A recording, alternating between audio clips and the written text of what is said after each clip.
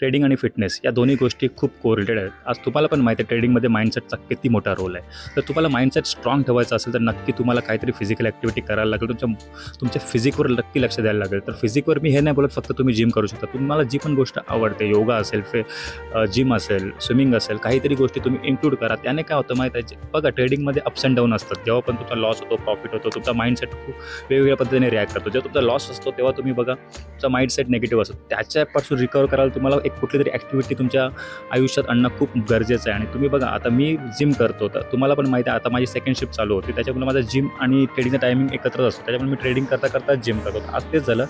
आता तुम्हाला माझा डाईट पण दिसत असेल, मी तिथं हे पण केलं आहे, लावलेलं पण आहे. मी डाईट पण घेतलं आणि नंतर मी माझ्या सेकंड शिफ्टला निघालो. पण तुम्ही बघा मी ट्रेडिंग झाली तरी चालते, पण माझ्याकडून माझी ट्रेनिंग जिमची ट्रेनिंग केव्हाच मिस होत नाही. कारण मला माहीत आहे जोपर्यंत तुमची बॉडी फिट नाही तोपर्यंत तुम्ही ट्रेडिंगमध्ये चांगले डिसिजन्स घेऊ शकत नाही, माइंडसेट तुमचा स्ट्रॉंग राहू शकत नाही. तर आजच्या ट्रेडचा तुम्हाला सांगायला गेलं तर आज आपण स्ट्रॅटेजी नंबर 1चा रिव्हर्सलचा ट्रेड घेतला आणि चांगला चालला पण ट्रेड.